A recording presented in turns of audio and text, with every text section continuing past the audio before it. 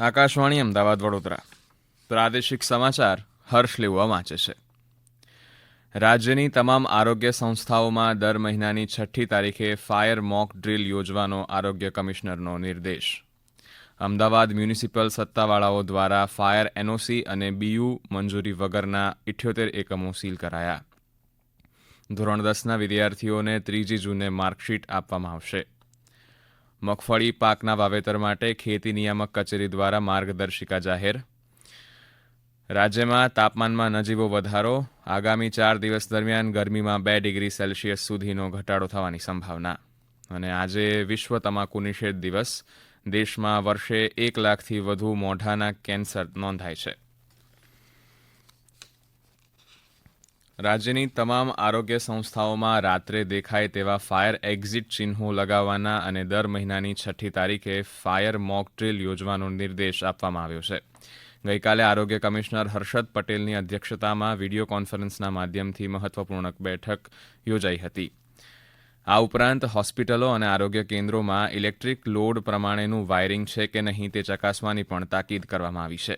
આ વર્ચ્યુઅલ બેઠકમાં 422 આરોગ્ય સંસ્થાઓના પ્રતિનિધિઓએ ભાગ લીધો હતો. બેઠકમાં રાજ્યની તમામ આરોગ્ય સંસ્થાઓ ખાતે ગોઠવવામાં આવેલી ફાયર સેફ્ટીની વ્યવસ્થાની સમીક્ષા કરવામાં આવી હતી. સાથે જ અગમચેતીના ભાગરૂપે જરૂરી પગલાં લેવા બાબતે જરૂરી સૂચનો કરવામાં આવ્યા હતા અને તેની ચુસ્તપણે અમલવારી કરવા પણ જણાવવામાં આવ્યું હતું. રાજકોટ ગેમ ઝોન અગ્નિકાંડને પગલે ગુરુવારે અમદાવાદમાં મ્યુનિસિપલ સત્તાવાળાઓ દ્વારા ફાયર એનઓસી અને બીયુ પરમિશન વગરના વાણિજ્ય એકમોને સીલ કરવાની કાર્યવાહી કરવામાં આવી હતી. આ દરમિયાન શોરૂમ, હોટેલ, શિક્ષણ સંસ્થાઓ અને હોસ્પિટલો સહિત 78 એકમ સીલ કરવામાં આવ્યા હતા. અત્યાર સુધીમાં 476 એકમોની તપાસ કરવામાં આવી છે. શહેરના તમામ વિસ્તારોમાં ફાયર એનઓસી અને બીયુ વગરની કોમર્શિયલ મિલકતોને શોધીને કાર્યવાહી ઝડપી બનાવવા માટે 7 ઝોન માટે ટીમની સંખ્યા વધારવામાં આવી છે. રાજ્યના ધોરણ 10ના વિદ્યાર્થીઓને 3 જૂનના રોજ માર્કશીટ આપવામાં આવશે.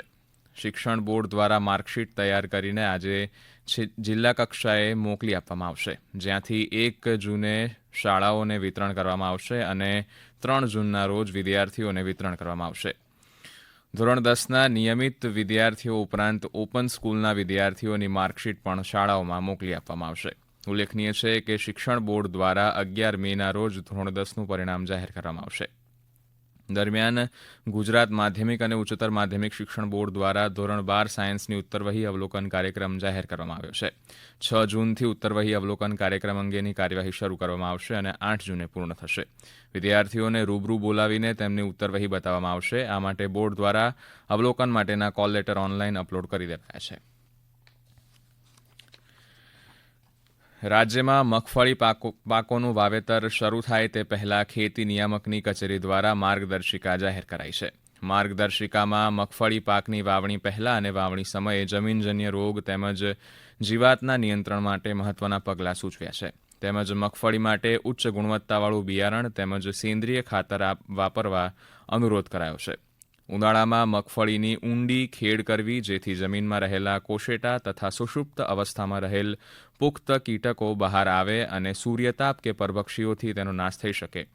આ સાથે જ થડના કે ડોડવાના કોહરાવથી રક્ષણ મેળવવા માટે ટ્રાયકોડમાં ફૂગ આધારિત પાવડર 2.5 કિલોગ્રામને 300થી 500 કિલો એરંડીના ખોડ અથવા છાણિયા ખાતરમાં ભેળવી વાવણી વખતે ચાસમાં આપવા જણાવાયું છે. આજે વિશ્વ તમાકુ નિષેધ દિવસ છે. વિશ્વ આરોગ્ય સંસ્થાના સર્વે પ્રમાણે દર વર્ષે દેશમાં 1 લાખથી વધુ મોઢાના કેન્સર નોંધાય છે. તમામ પ્રકારના કેન્સરમાંથી 13થી 16% મોઢાના કેન્સરના કેસો હોય છે. ગુજરાતમાં પણ મોઢાના કેન્સરનું ઊંચું પ્રમાણ છે. તમાકુમાં હાજર નિકોટીન નામના પદાર્થથી કેન્સર થાય છે. તમાકુના સેવનથી થતા નુકસાન અંગે જાગૃતિ ફેલાવવા આજે રાજ્યભરમાં કાર્યક્રમોનું આયોજન કરવામાં આવ્યું છે. આ સમાચાર આપ આકાશવાણીના અમદાવાદ વડોદરા કેન્દ્ર પરથી સાંભળી રહ્યા છો. આ સમાચાર આપ અમારી YouTube channel AIR news Gujarat પર પણ સાંભળી શકશો. વધુ સમાચાર માટે આપ અમારા ટ્વિટર હેન્ડલ AIR _news_ABAD ને ફોલો કરી શકો છો.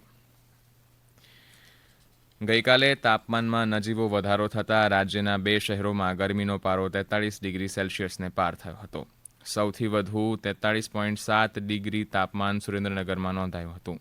અમદાવાદમાં 43.2 ડિગ્રી તાપમાન નોંધાયું હતું. ગઈકાલે ગાંધીનગરમાં 42.7, ભાવનગરમાં 41.2, વલ્લભ વિદ્યાનગરમાં 40.3 અને રાજકોટમાં 41.8 ડિગ્રી તાપમાન નોંધાયું હતું.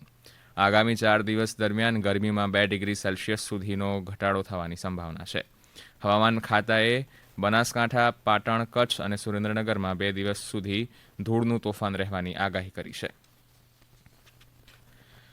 મહીસાગર જિલ્લા કલેક્ટરના માર્ગદર્શનમાં જિલ્લાની ડિઝાસ્ટર ટીમ અને લુણાવાડા અગ્નિશામક દળ દ્વારા જિલ્લા સેવા સદન, જિલ્લા પંચાયત ભવન, પોલીસ વિભાગની કચેરીઓમાં અધિકારીઓ અને કર્મચારી સાથે આગની ઘટના સમયે કચેરીઓમાં ઉપલબ્ધ અગ્નિશામક સાધનોના ઉપયોગ અંગે તાલીમ આપીને પ્રત્યક્ષ નિદર્શન કરાયું હતું.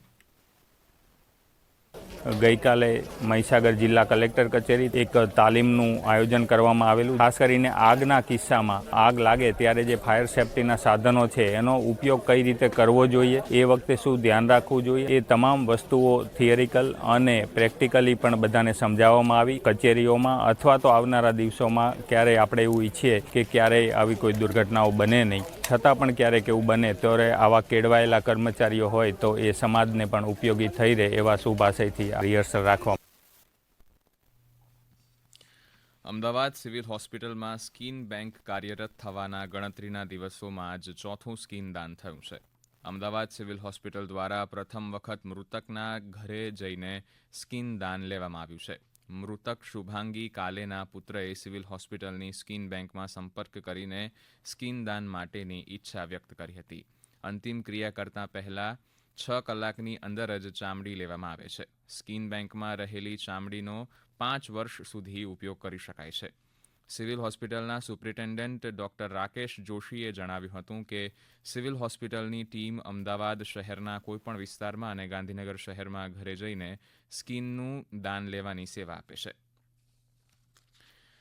Sports authority of Gujarat Gandhinagar દ્વારા વર્ષ 2024-25માં દરેક જિલ્લામાં સ્પોર્ટ્સ કોલેજ શરૂ કરવામાં આવનાર છે. જે અંતર્ગત પ્રથમ તબક્કામાં 4 ઝોનમાં 4 જિલ્લા કક્ષા સ્પોર્ટ્સ કોલેજ શરૂ કરવા માટે રસ ધરાવતી સંસ્થાઓ પાસેથી તારીખ 15 જૂન સુધીમાં ઓનલાઈન અરજીઓ મંગાવવામાં આવી છે.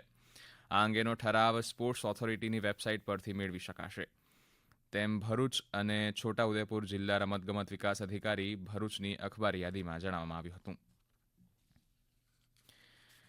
ખેડૂતોને સારી ગુણવત્તા ધરાવતું પ્રમાણિત બિયારણ મળી રહે તે હેતુથી રાજ્ય સરકાર દ્વારા સીડ રિપ્લેસમેન્ટ રેટમાં વધારો કરવા માટેની યોજના અમલમાં મૂકવામાં આવી છે. જે અંતર્ગત છોટાઉદેપુર જિલ્લામાં ડાંગર, સોયાબીન, દિવેલા તથા તુવેરના પાકના સર્ટિફાઈડ બિયારણો 50% સહાયથી વિતરણ કરવામાં આવશે. આ માટે ખેડૂતોએ ગુજરાત રાજ્ય બીજ નિગમ તથા નેશનલ સીડ કોર્પોરેશનના સંબંધિત અધિકૃત ડીલર પાસે 8A અને આધાર કાર્ડની નકલ સાથે લઈ જવાની રહેશે. આ યોજના અંગે વધુ માહિતી માટે ગ્રામસેવક તથા તાલુકા કક્ષાએ વિસ્તરણ અધિકારીનો સંપર્ક કરવા તથા પાકવાર તાલુકાના લક્ષ્યાંકને ધ્યાને લઈ વહેલા તે પહેલાના ધોરણે બિયારણનું વિતરણ કરવામાં આવશે. ગુજરાત વિદ્યાપીઠના કુલપતિ અને રાજ્યપાલ આચાર્ય દેવવ્રત સ્વાભિમાન શિષ્યવૃત્તિ હેઠળ સ્વપ્ન શ્રેષ્ઠતાના સંવર્ધન માટેના કાર્યક્રમ અંતર્ગત વેકેશન દરમિયાન દરરોજ 8 કલાક શ્રમયજ્ઞ કરવા બદલ વિદ્યાર્થીઓને રાજભવનમાં આમંત્રીને અભિનંદન પાઠવ્યા છે. શ્રી દેવવ્રતે કહ્યું કે પોતાનું કામ જાતે કરવું એ જ સાચી સ્વતંત્રતા છે. ગુજરાત વિદ્યાપીઠના વિદ્યાર્થીઓએ ગાંધીજીના આદર્શો અનુસાર પોતાની માતૃસંસ્થામાં સફાઈ કરીને સ્વાધીનતાનું પ્રેરણાદાયી કામ કર્યું છે. મુખ્ય સમાચાર ફરી એકવાર.